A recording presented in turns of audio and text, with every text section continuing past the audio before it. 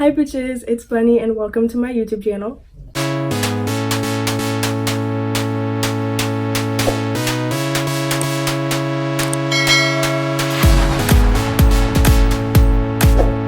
Hi you guys, how are you doing? I hope you are having a blessed day or night wherever you're located in the world. Today, I'm back, the one and only Bunny, to sit here with you again and play with makeup. That's it, that's all. And just talk. I really just want to sit here and talk, and I know I just did this in my previous video, but there's some things that I want to say, and me being me, I'm gonna say them. So what better place to say how I feel on a platform where I feel most people can hear it, and a platform that I think is so powerful in the terms of spreading the word about things. And today we're just going to sit, we're gonna play with some makeup, a little get ready with me at chit chat style, and we're going to talk about some pretty hard questions. Today we're going to be talking about colorism. Make sure you hit that subscribe button down below and become part of the family. I love you guys so much, and I thank every one of you that tune in with me every day. Hey, you might as well join.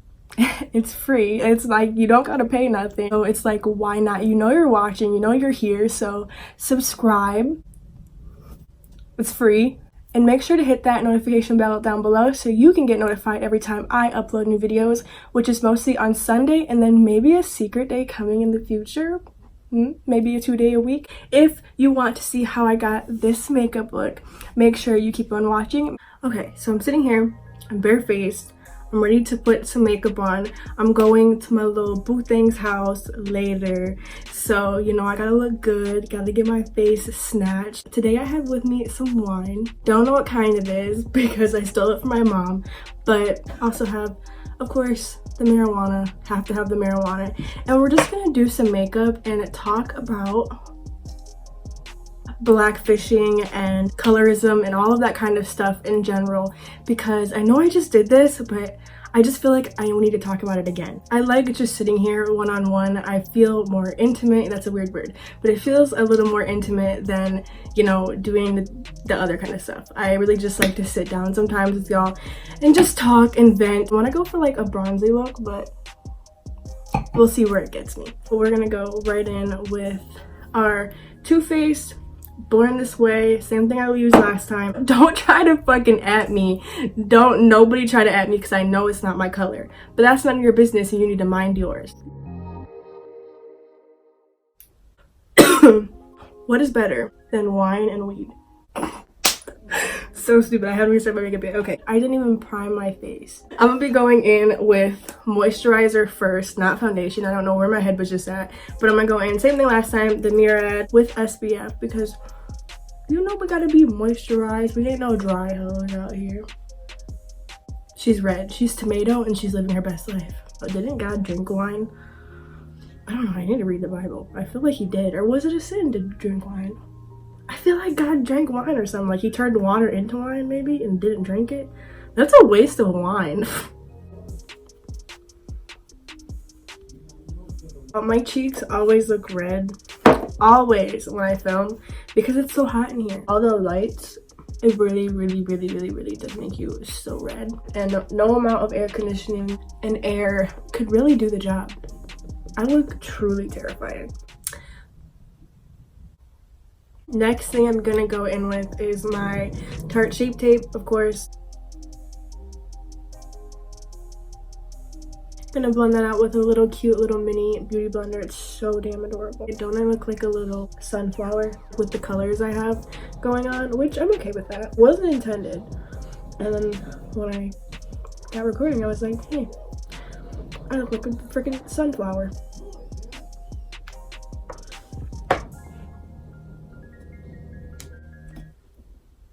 You're gonna use the Pure, I don't know if you guys can see this, but it's the Pure Sculptor. I'm gonna use the second to darker shade in the palette, and I'm gonna cut out these cheeks.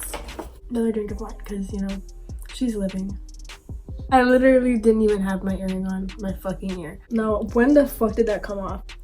And now, while we're powdering, let's just go ahead and get into some of this colorism. So I'm on the internet, right? As I usually am.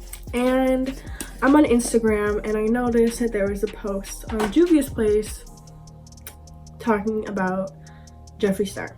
They congratulated him and thanked him for doing a review that he did. He posted a video using the Juvia's Place new foundation. It's supposed to be super full coverage, super nice, and he went out and tried it. Juvia's Place posted him and was like, thank you so much for the honest review. And people in the comments were freaking out saying, how dare you, you know, a black owned company, support Jeffree Star after what he said to the black community and what he said to people of color in the past and all that kind of stuff, because we know that people are very divided between Jeffree Star and, you know, whether we're going to accept Jeffree Star for what he said or if we're not going to accept him.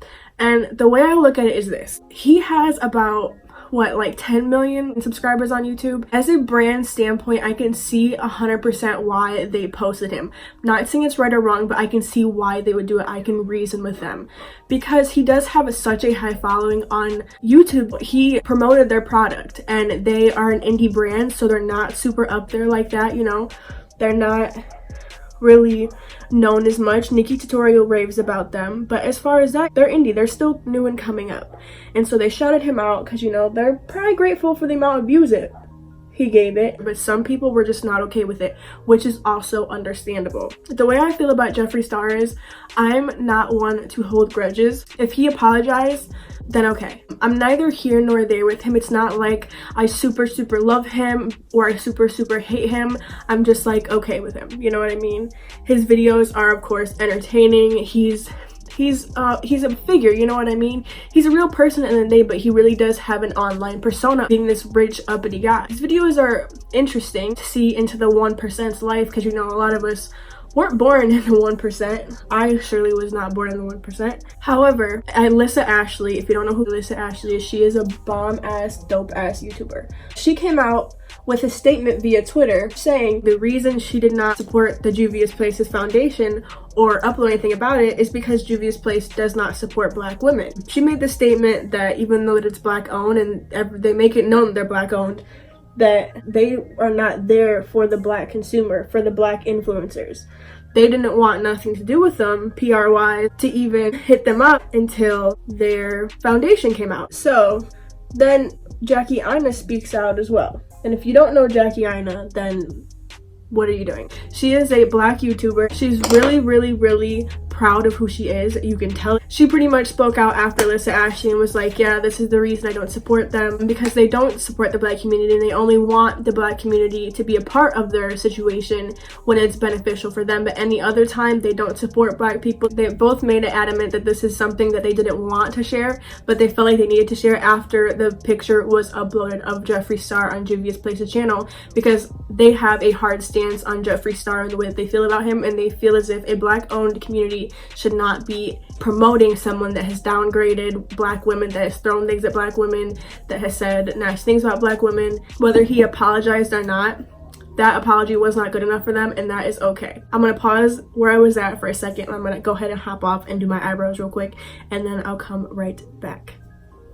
We're gonna go hop in with the most loved, oldest palette. This is the Too Faced Chocolate Bar palette. Y'all, this has been heavily loved by me. Fun fact, this is the first eyeshadow palette that I ever hit pan in, and I love her. I definitely have had her for way longer than the time, and if you're a kid at home, do not do your makeup for longer than the time period listed on the back, but I don't give a fuck. I'm grown. It smells delicious. It works great. It has all of your basic staple colors in here. Why is this sounding like a sponsored video? It's not sponsored. Please sponsor me.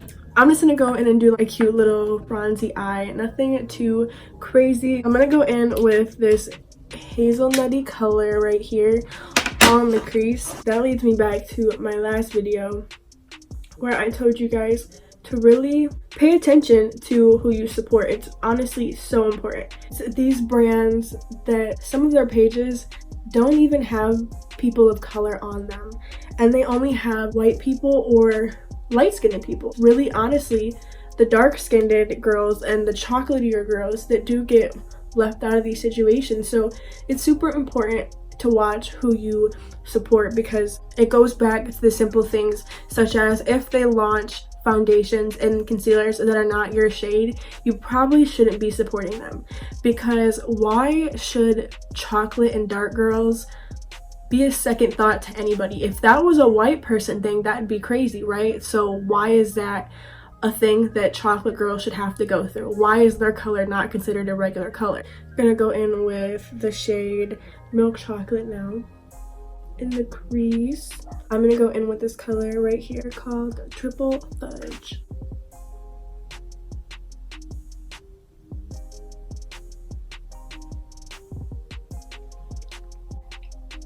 I'm going to cut the crease on my eye.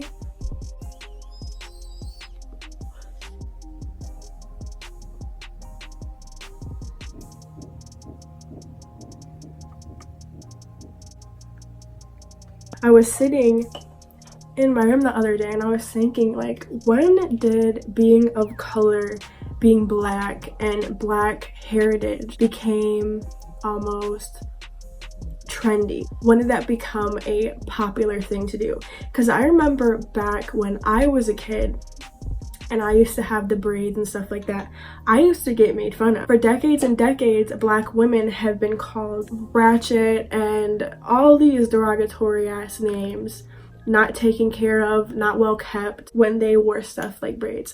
But now you see people like Kim K and people in pop culture wearing braids and stuff like that, and now suddenly it's popping. You know, if it's on a white person, it's popping.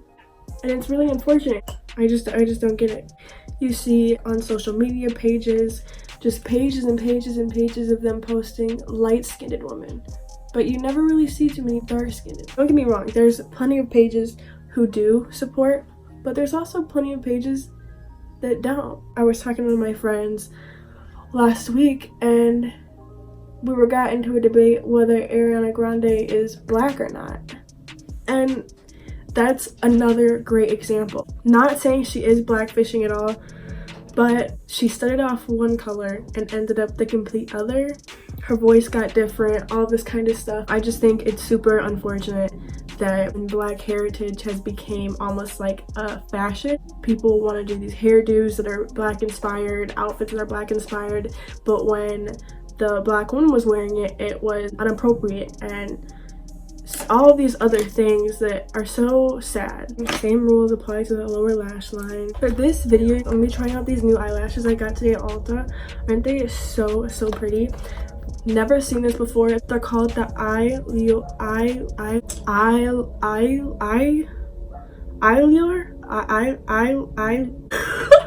It's these Eyelure Luxe Cashmere 100 fiber count lashes. For the drugstore, these were a pretty penny. They cost me $16 and some odd cents. So I was like, okay, these better be some damn ass good lashes for a drugstore to charge $16 for this, because 2 eyelashes and run ruined shirt later, I'm back. I literally got eyelash glue all over my shirt. Let's just drink the problems away, sister. Now, since we're looking really flat and matte, I'm just gonna go in with some bronzer, bronze up my skin a little bit, give me that summer glow that she needs. Trust me, so pale right now. Oh my god, I'm just like, is she even light-skinned? I don't know. Now I'm just gonna go ahead and go in and add some blush, and for the color, I'm gonna go in with this Fresh Melon shade right here. Okay, so now I'm gonna go ahead and I'm gonna go in with my setting spray. I know what you guys are thinking. Where's your highlight? Girl, we're getting there. We're getting there, because I have a trick up my sleeve that you're going to want to know. I'm just going to use this Cucumber Mario Batis whatever to spritz my face, get it damp, set my makeup, and then take your booty blender, just dab that all into the skin, and that's really gonna help make your makeup last all day. Now we're just gonna take the spray again and spray the upper part of our cheeks. Once that is sprayed, we're going to take a highlighting brush and we're going to highlight. I'm gonna highlight with the color called 143 in the Anastasia palette.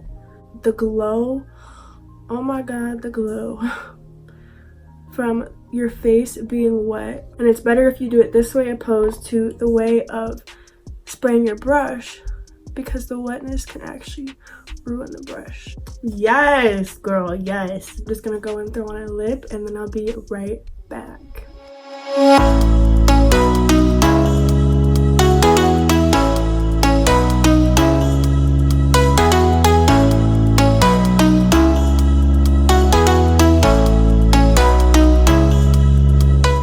Feeling it. I wanted to keep the lips light because I do want the eyes to speak for themselves. I had a lot of fun sitting down with you guys today. I think it's super important that we do keep this kind of colorism thing in conversation. I know it's something that people really genuinely don't want to talk about or just don't talk about, but hey, if no one's gonna talk about it, someone has to talk about it. And I think it is super important for people to stand up for what they believe in and to be knowledgeable and aware of who they support and how the people they support act behind the corporation and the business. Are they good people? Do they support people of your color? Do they promote people of your color? And what are their core values are really important for us to just keep in the back of our mind. And I think it's important that we keep on speaking up and we keep on saying and keep on asking these hard questions. What is the reason that Black women are still not on the same level as white women? Why African Americans should be an afterthought and something that is thought of after the matter and something that is cared of after the matter and after things have already been done. Why are we not always the first party like the white women? And I think it's important that we keep on asking them hard questions. Thank you guys so much for sitting with me. If you enjoyed this video, make sure you hit the thumbs up button down below. It's somewhere on the screen. And then also make sure you hit that subscribe button and become part of the family. My family is growing up so much and I'm so proud of you guys. I had like a little mental breakdown like a couple days ago because one of my videos finally hit 500 views and that was not something I was ever expecting. And I just love you guys so much. I appreciate every single one of you that watch my videos and take time to sit down with my goofy ass and just play with makeup and ask questions and get high and drink and just do goofy shit. And I love you guys so much, and I thank you for always supporting me and always making me feel like I have a place to come where I feel beautiful and happy. Just keep your head up and keep fighting for your rights. Keep speaking up for what you believe in and never stop that, and keep doing what makes you happy because you deserve to be happy. Thank you so much for watching my channel. Make sure you subscribe. It's free. Become part of the family. I'm so blessed to call this place my home, and I'm rambling. Thank you guys so much for watching. I love you guys so much. Have a blessed day.